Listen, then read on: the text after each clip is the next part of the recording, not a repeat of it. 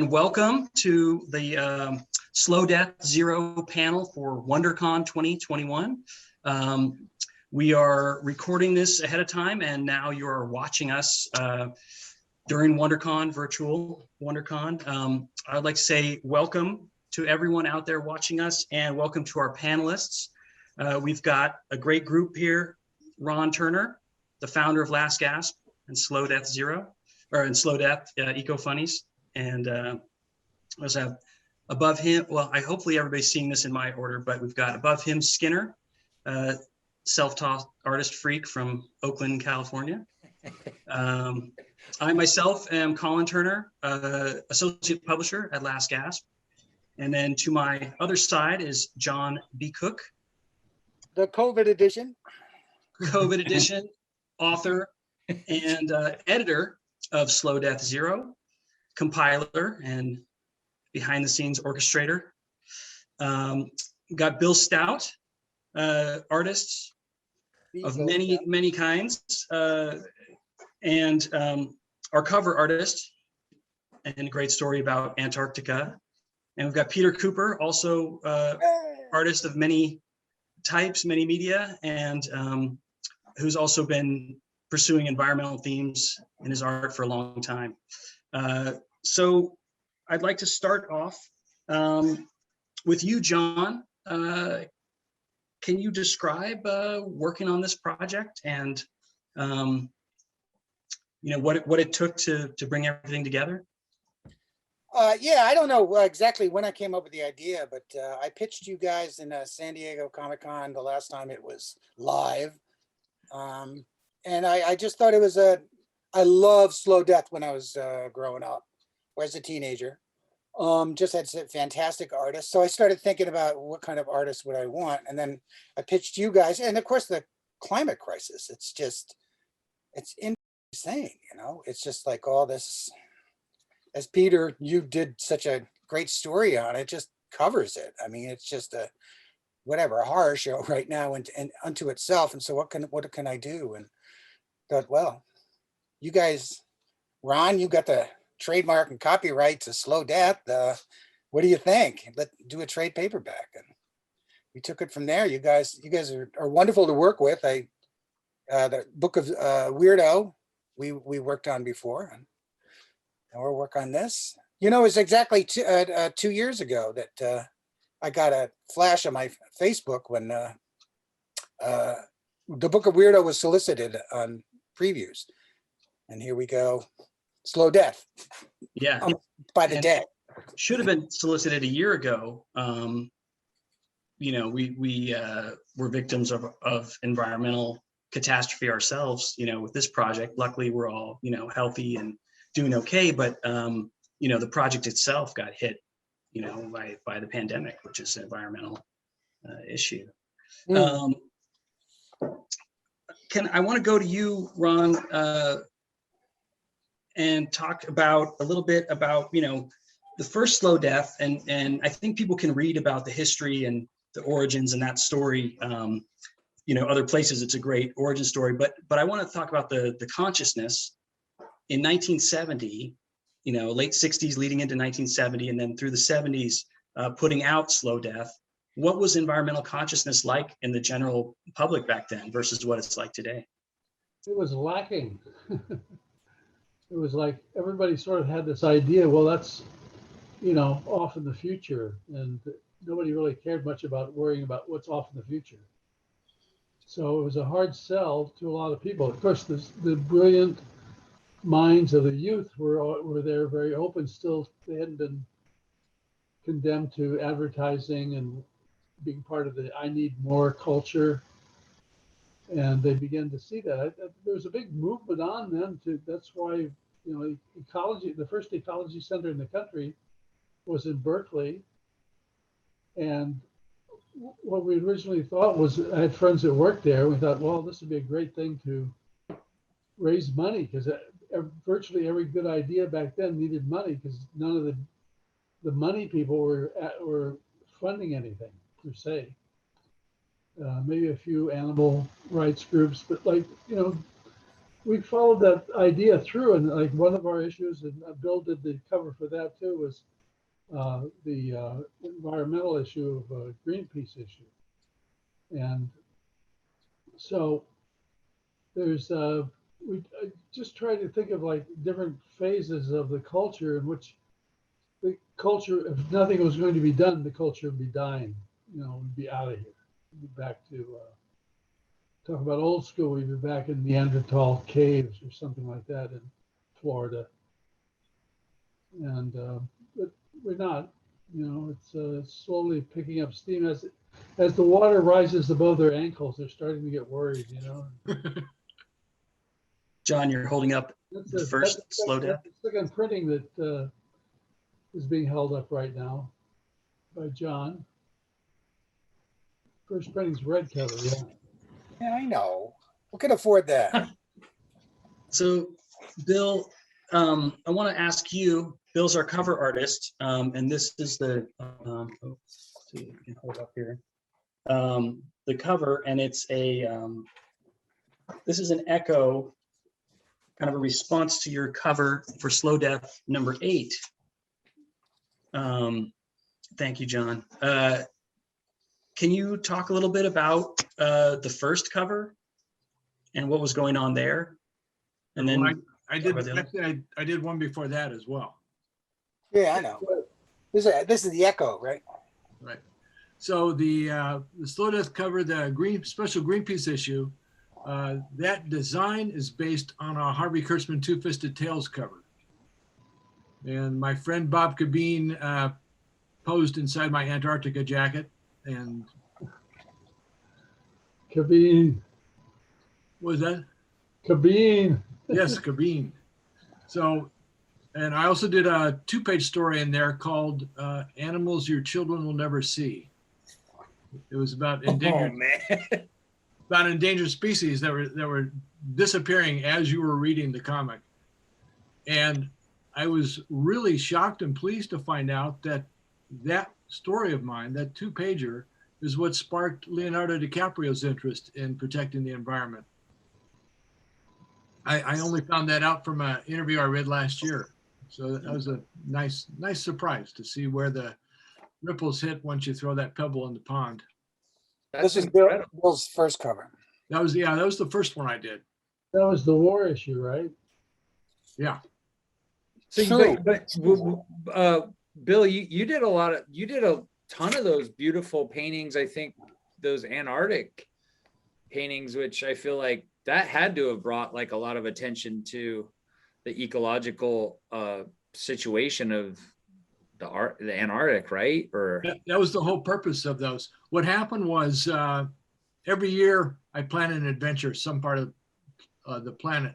And I found out that the Antarctic Treaty, this was 1989, was due to expire in 1991.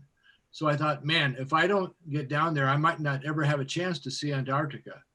So at the time, you could book cruises, and they all cruise at the same time because the Antarctic summer is very short. It's basically December, January. And so I was not prepared for how spectacular that place was. And I knew I had to do something to try to help save it and protect it for my kids and my grandkids. And I thought, well, you know, before I left, my friends would say, where are you going this year? I say, Antarctica. And they go, oh, why do you want to go there? It's just a bunch of snow and ice. Or they say, oh, well, bring a lot of white paint.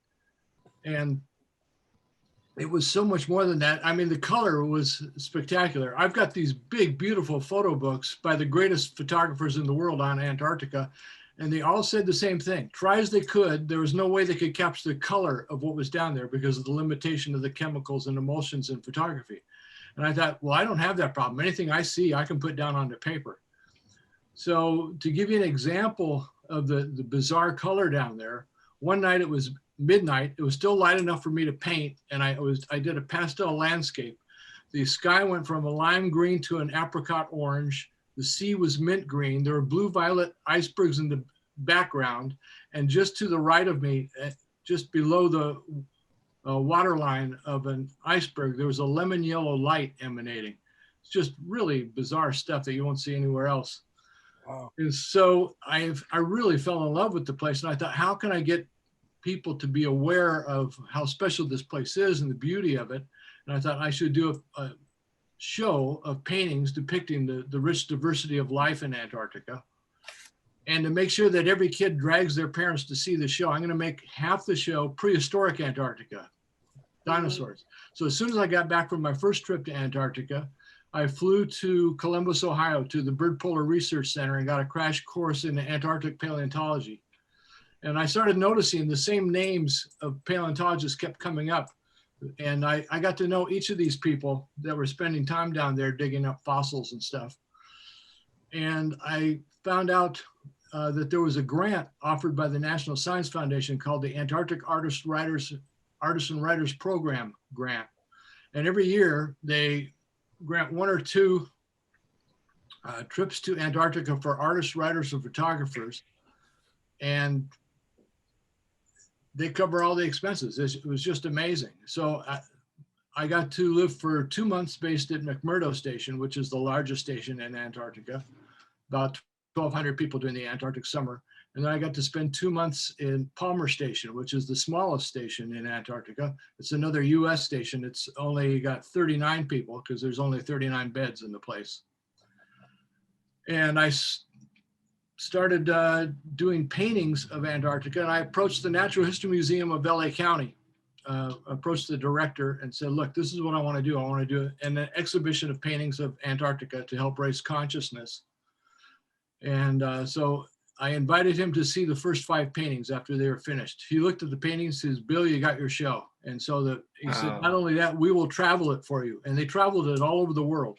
Wow. I got a personal handwritten letter from Mikhail Gorbachev requesting that the show come to Moscow. And Whoa. it started opening up things to me. Now, I used to subscribe to what I called the pinball school of career planning. I just bounce all over the place. And as soon as I would master something or figure out how to do something, I would lose interest and move on to something else. Doing the Antarctic paintings was the first time in my career that I ever felt like, you know, I think I could do this forever. I was so enjoying the paintings. After I finished the 45 painting show, I just kept going. I decided, you know, I'll make a book. My goal with the book is 100 oil paintings, and I've finished 80 of them. I've saved the 20 hardest ones for last. But that'll be a book on the history of life of Antarctica from prehistoric times to the present day. Beautiful. Wow. God. When is that great. going to be done? Well, actually, if COVID continues, I'll probably get it done fairly rapidly. I've been getting tons of work done, not having to travel to any conventions or shows. Yeah. The other thing that the National Science Foundation let me do is I said, look, I want to scuba dive in Antarctica. And I said, what would you require of me to be able to do that? They said, okay, you've got to get a open water certification, advanced open water certification, medic first aid certification, rescue diver certification, dry suit diver certification, and ice diver certification. Wow. So I finished all of these 2 weeks before I left. And the diving down there, it's the best in the world. On a really good day in the Bahamas or the Barrier Reef, your visibility is 120 feet. In Antarctica, the visibility is 1,200 feet. It's clearer than the air in your room. Wow. It's just phenomenal. And extreme cold makes creatures tend towards gigantism. So I was swimming with 10-foot tall sponges, purple scallops the size of dinner plates. I mean, it's a whole nother world. Wow. Damn. Sounds great. Man. Peter, I know you might have to go soon, so I wanted to turn and talk to you for a minute. Your You ever piece, swam with any scallops, Peter? Yes, as a matter of fact. your piece is Climate Unchange, and you've been working on environmental artwork for a long time as well. I think my first piece of original art I ever bought was from you. The hand holding the world or the map. Yeah. Yes. Yep. Like 20 years ago or something. 20 years ago, yeah. So how do you approach art to try to tell the story of the environment? Well, I'm thinking about it all the time. It's, just sort of like front and center. When people said, "Oh, you sorry, like Trump's gone because you won't be drawing Trump." I was like, "Yeah, there's nothing else to talk about." That was sort of like perpetually. That was a through line, and one of the things that wakes me up at night at times. But I learned actually a lot about what I know about the environment from reading Slow Death, because I grew up reading those comics, and that was one of and science fiction that they were always talking about things like that in science fiction books, these dystopian futures. And I had all those comics, managed to get all of them, ones with Bill's cover and Corbin and Jack Jackson and all that. I was just looking at that one, a couple of months back. So they have been really important as a guide to seeing this collision of politics and art and how it can be handled, and which I also got from Mad Magazine for sure. But the underground comics, that Ron was publishing, and that they were a lifeline to learning about these things in a way that I was really interested in, because I loved, I wanted to read comics, and they weren't talking about that a lot in superhero comics. So it was really, when I was 11, 12, when somebody was slipping me underground comics happily, in 1970, those were vital as, part of the learning curve. Some of it is sort of that dystopic horror show that is just always kind of buzzing in my ear. I can't help but have visions of how things will go, and that we've all at this point had direct contact with it in one form or another, and we're in the midst of it with the pandemic. But Hurricane Sandy here out in California, the fires, Texas, I'm kind of perpetually amazed that there aren't more people on board with being concerned about it and taking action. We need a 15-year-old to wake up the general populace. Yeah. Thank you, Greta. Anyway, doing comics is such a complicated thing for me to think of doing something that's just a fantasy or whatever. It's too much work to not talk about something. And also these things are so much, I feel like they're so close that I want to talk about things that are on my mind through the work I'm doing. Especially if I'm going to do a book, or even, a comic like that took quite a while, that I don't want to be spending my time doing that while, doing something that's just like going to be a fantasy or something that's not having a response to my environment. I also very fortunately have traveled a ton. And so I went around the world and gotten to go to rainforests and places like that, and then seeing what's happening to them directly, so that a lot of the images that were in my story were related directly to things that I'd seen or easily imagined. There's like this interesting contrast with Skinner. I want to go into your work, because your work is based also like a lot in fantasy horror, like, the made up worlds, but somehow the reality horror and the fantasy horror can exist side by side here in this book. Yeah, first of all, who are we going to have welcome the aliens to our planet? Ron's got to be the guy. He's got to be the one. I thought it was I thought it was funny, like, the aliens come to the planet to dominate the planet, but we've already destroyed it.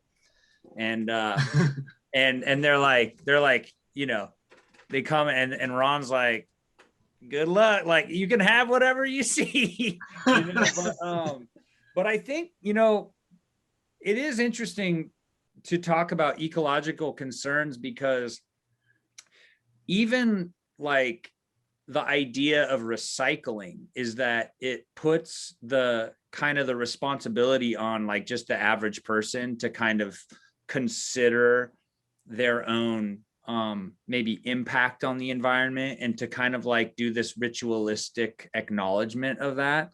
but there's really none of that with large corporations. There's this really funny kind of legendary tweet that I think Shell or Chevron tweeted, where it was like, it's PR bullshit, where they're like, hey, you should, consider the environment and do your best for the environment. And then somebody replies, I'll try not to dump 240 billion tons of oil into the ocean, like, which they did. It's like, yeah. So to be kind of virtue checked by corporations, which are totally single-handedly responsible for destroying like everything, it's like, it's a handful of entities that are doing this. It's really interesting. I even think like with what, Bill got to go and see the magic, right? I think in a way, we would be more connected to the ecology of everything if we were more, I think, cognitively connected to the reality of how beautiful and magical nature is, or just to be a part of it. I think that we've disconnected ourselves from the natural order so much that we're just kind of like, I don't know. I just want a hamburger, man. Like, is that what? Why can't I just have a hamburger? It's like, I think that the tyranny of convenience and the complete disconnection from nature, coupled with our ability to kind of like morally disconnect ourselves from like what capitalism is actually doing to the environment, is really up. But I think that to kind of apply myself to be like more of a hopeful individual, like even putting out Slow Death and being like, hey, remember the problems that are happening? Check it out, you idiots. It's like, it's a really cool, beautiful thing to do. And I hope that it does continue to push things. I just, it's cool to be a part of something punk that's like a thorn in the side of convention, and to kind of like, Zen slap people into remembering that everything is finite. But I do wonder, like, unless we get, we got to get some kind of radical, considerate ecological person instead of a sociopath to write some policy about the environment. Something has to happen. It's like, you can't have, oil companies, just destroying the chances of electric cars or some kind of sustainable energy to be promoted, used, and integrated into our lives. It's like, it's like, well, do you want your cars or do you want a planet? Figure it out. It's like, well, I mean, some of that is, the pandemic in a weird way has been one of those things, in a very large way, like recycling, where everybody goes, oh, wait, they have a direct connection to this thing. We all have to take these actions. Yeah. Not everybody is, but like putting on a mask and some of the things that are really actually not that complicated that people have to do for survival virtually. And I think it's kind of a dry run on things that we can expect to see happening that we're going to have to come together on. How we do that, especially when you're literally having people who are pushing against it, and this, incredible, like, that's freedom is going to be that I have the freedom to, well, I guess, die faster or spread, the pandemic. But the notion that we did, in fact, have all these things put in place, and that we had to pull that together, to me, it's an indication that we're fully capable of doing that.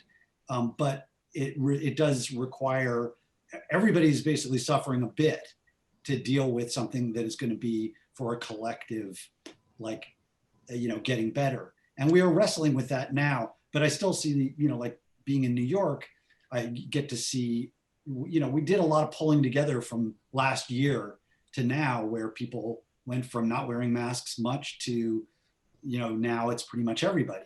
And so I see the possibility of that learning curve, but it is really, it's frightening how much it's politicized to be in this issue. It's like, you're stepping on my freedoms.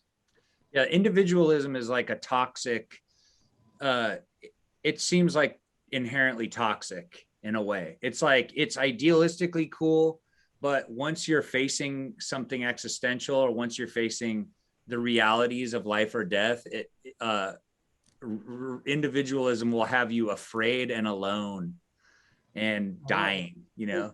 I always view the future by watching TV ads. You know, really, it's an amazing place. It's a all you can eat, wonderful event when you watch a TV ad, because they've already done the research for you on what's happening and what's going to be. And most recently I saw they dug up that old "I Want to Be Me" commercial on a car ad.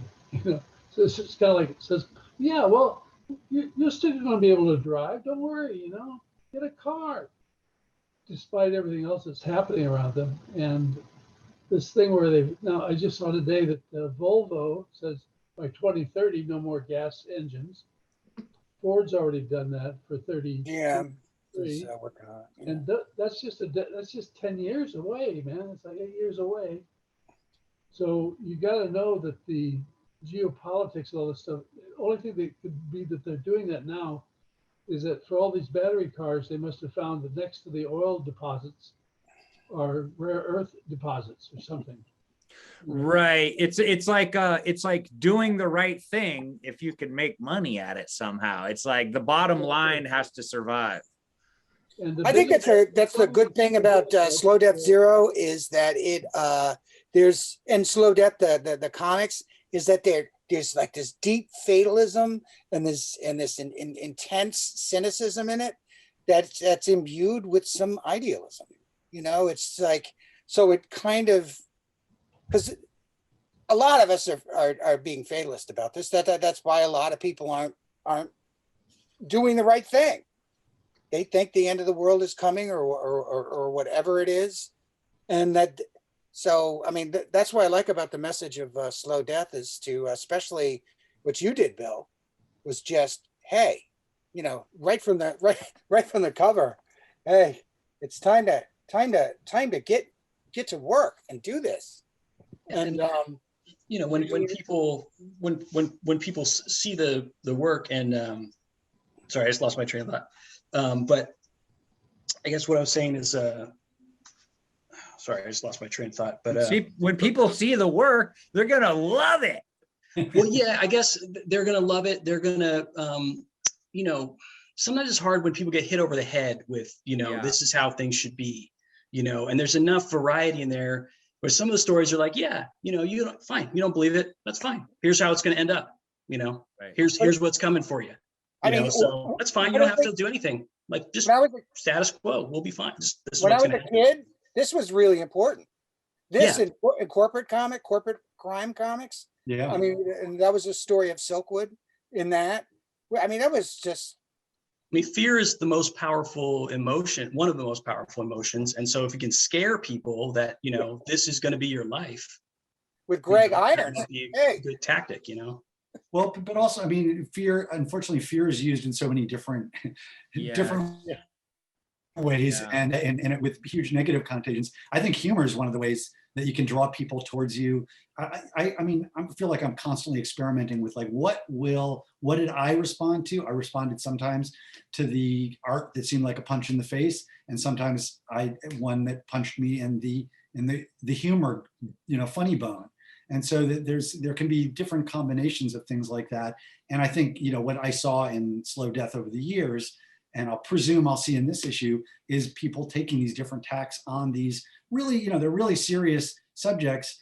And like, how do we also communicate with each other? And some of it is, I think that, you know, people will feel a connection when they see work like this, that like, that's what I've been feeling. And that's, you know, so it's not them being terrified by it, because a lot of people, I think, have that running as a through line, given the very real things that are going on. And that some of it is that it actually forms a community. I saw some show about survival, like surviving the future. And one of the things they said was, if you really, you know, if you want to be safe, the thing you want to do is knock on your neighbor's door and get to know them, even if you don't agree with them. Because that when things come down, what we'll need most of all is that sense of, hey, you know, you're not a stranger. And I think a lot of work that I see is what it did for me over the years was it made me feel like I wasn't alone. It made me feel, and yeah, some of it scared me in you know, the way science fiction can do that, but it also gave me a sense of community. Yeah, it's amazing how fast we can act when we all focus on something. It took only a few weeks to clear the freeways down here in LA. It was unbelievable. It was like 1970. It was bizarre, but everybody just pitched in and did their thing, stayed home when they're required to sequester. And so it shows you that we can accomplish a lot in a very short amount of time if we just bend our wills toward that goal of accomplishment. Yeah, I mean, if you are doing something in that collective mindset of considering other people, anything is possible. But it's that sort of like fearful individualism. You see that politically. It's like, you know, I'm sorry, I don't want to wear a mask. I don't want to be inconvenienced in any way at all. And it's like, it's really interesting how people are equating freedom or their own autonomous, you know, rights or whatever with like actually considering another person. It's really, you go far down the hole of like, you're a psycho. It's like your culture is a death cult now. Congratulations, you know, or you could like be mildly inconvenienced because of like a kind of a once in a lifetime nightmare situation for a short amount of time. People don't have to suffer. Your mild inconvenience means that other people are safe. And then we can like get through this together and like learn how to care about each other. But it's like, what are you, a commie? What are you, psycho?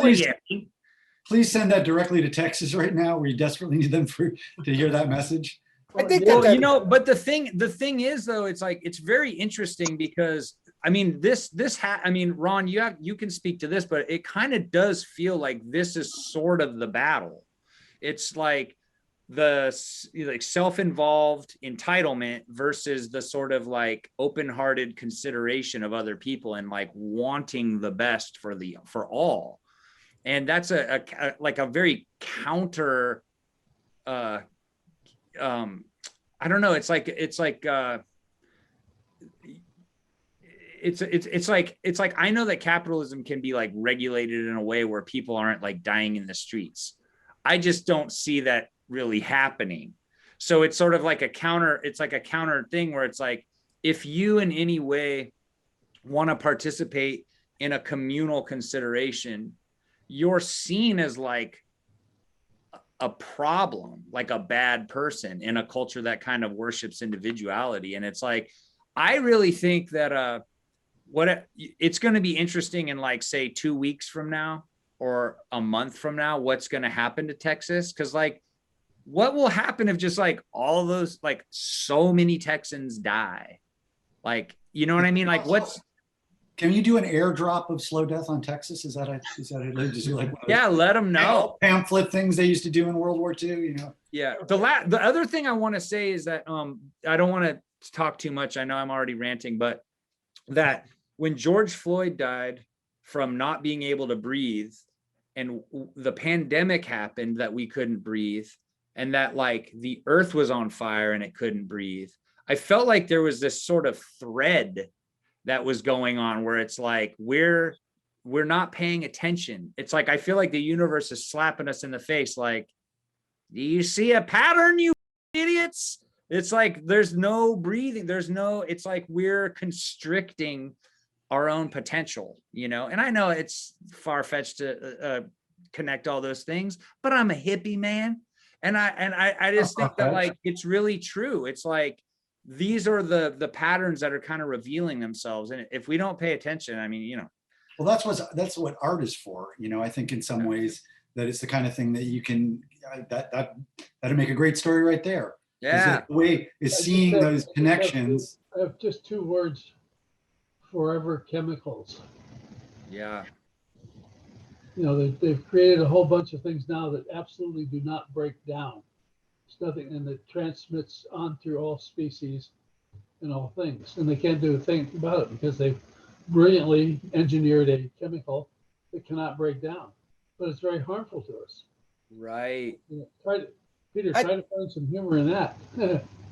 Yeah, no, listen, I found some humor in the last 4 years, so I'll find humor. Right. I think it's urgency too. I think, Bill, you touched upon that too, and that I mean, it's just happening.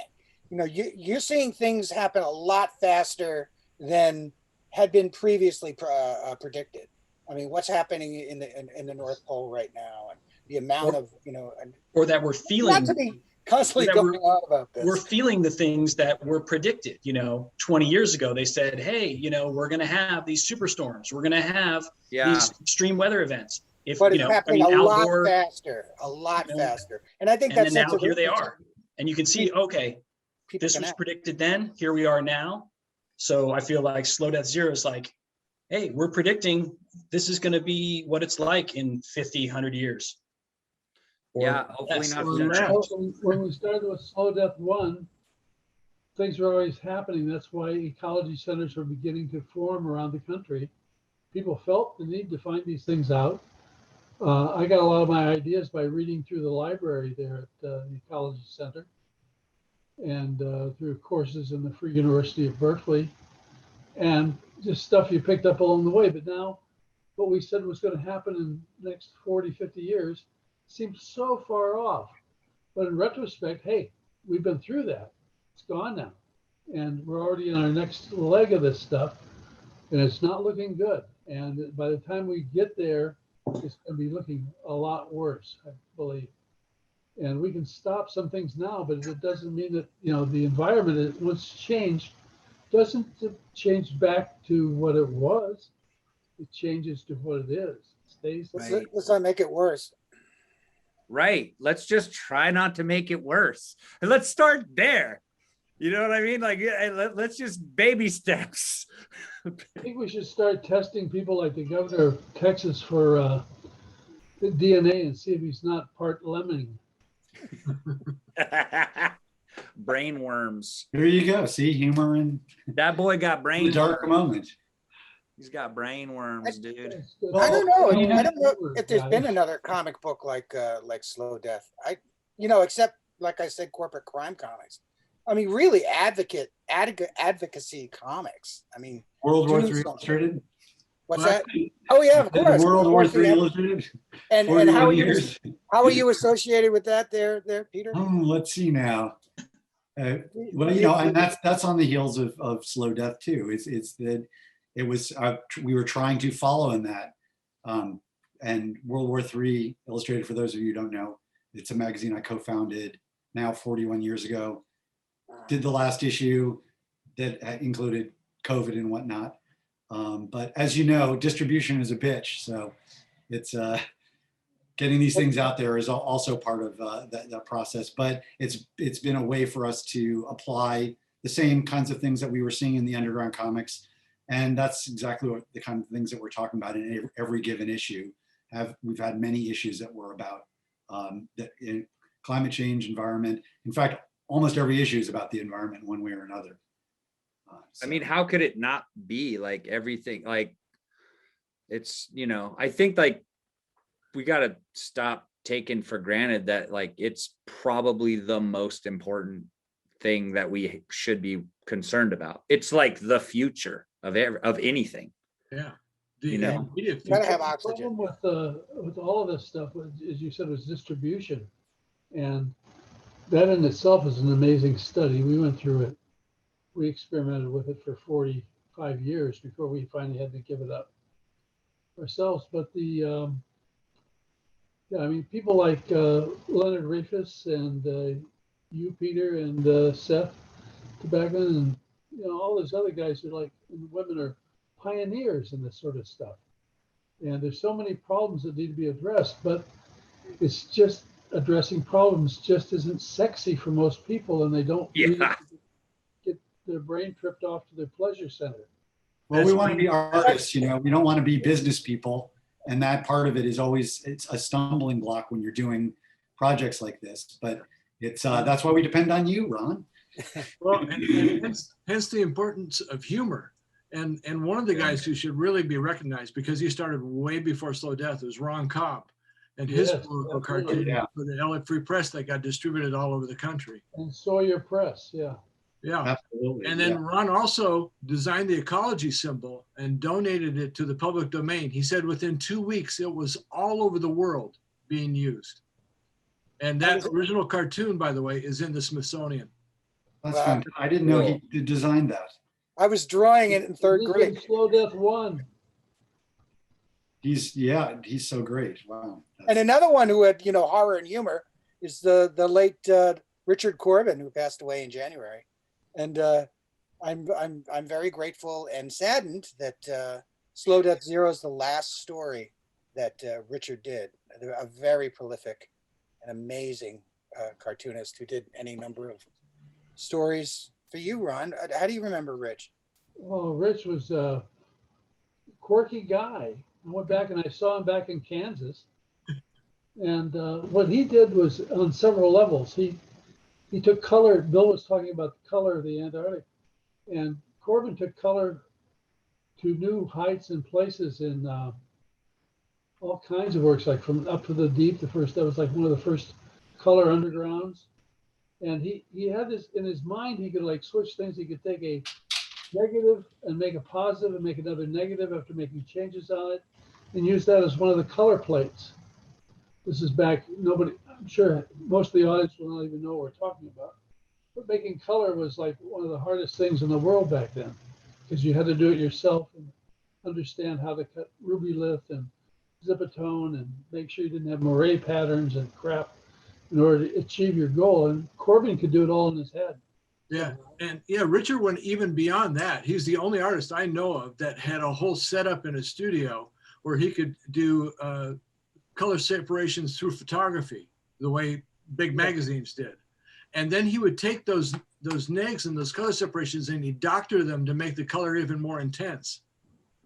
He was really technically way ahead of everybody. Richard sent me a whole bunch of stuff for I do another magazine about the history of comics. And so he sent me a bunch of Xeroxes. I mean, really, really nice scans and everything. They're all in black and white. And I'm like, I think something's wrong here. And no, he does it. He did it through photography. He made the final. So it doesn't the color doesn't really exist other than. That's insane. Yeah. The saturation is unreal.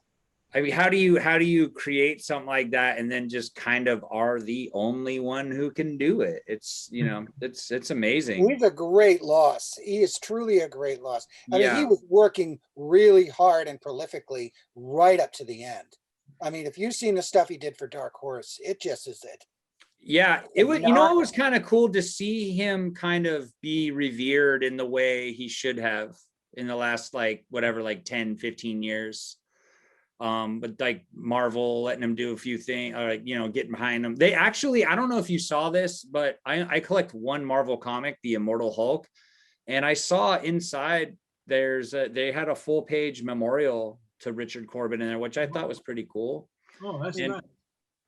Yeah, it was cool. And then doing all this stuff for Dark Horse and one of the things he did for Hellboy was The Crooked Man, which is one of the most beloved stories of that, so he was a worker, man. I called him up. We had we had zero budget pretty much. Thank you, everybody. Thank you very much, everybody. And he said, sure, because they ain't going to buy me a car, but sure, because it was Slow Death, Ron. I mean, because it was you. And can you mention, and I don't mean to be taking this over, Colin, but there's another fantastic artist who is so associated with Slow Death who passed away quite a while ago now. But can you tell the story of where we got this page of Greg Irons opening up our anthology? Wow. Love Greg Irons, man. He is a great guy. He was one of the few artists that knew the value of his work, of his originals. Yeah, that last panel, new Slow Death. Oh boy! I got to be really good, close friends with Greg. Outside of just the publisher-artist relationship, we we did everything from trading automobile parts and things to dumping cars on vacant lots at night in the city. It was like, yeah, he's an amazing guy, and always learning, always available. And he and Tom Veach were quite a pair, what they produced in terms of storylines and whatnot, and really funny too. very funny. Yeah. Deviant Slice, that was one of favorite. Oh, yeah. Legion of Charlies, that was another one. Oh, Yeah. Those are all really mind blowing. He's still The Last brilliant. Gasp story, where Ron is a character in it. Yes, that's where he got me. I had Shugahoo landed on my excuse me, on my stomach, and I remember he had Greg drew Dave Sheridan coming in and killing it with a T-square and, of my belly. And the best thing was the last panel of that one, which was the, where they're saying like, well, they saved me and it's great. And they say, well, it's too late. It was hidden in the magic zipatone and now it's in everybody's mind, which is true because once it's past, there's a little nerve net in our eyes. So why do 30 people see an accident and come up with 30 accounts? Because there's a little nerve net in everybody's eyes that filters information. So you don't get the whole thing. It's already pre-selected for you from your eye. Whoa. And so everybody gets a slightly different kind of impression of what went on. That's like Google's algorithms. The original QR code. So I think we might be running out of time here. You guys, just want to say thank you to everybody for taking the time. And How can they get the book? Kitty there. Jon and Colin for putting together this great book, and thank you artists, for hearing the call and going forth, because you've really made me happy. I'll tell you that. And you It's an honor for me. at the same time. You made me happy. You all said yes. Bucket list. Good. Where can you get the Thank book, you. Colin? Let's All do right. it. Where The can book you you get can it? get at lastgasp.com. Lastgasp.com. Is that available? Oh, when this comes out, it'll be available. All right. I understand. Everywhere that better books are sold. Excellent. All right. Thanks, everybody. Bye-bye. Thank you. Love you guys. Bye, Ron. Bye, Bill. Bye, Peter. Bye, Skinner. Talk soon.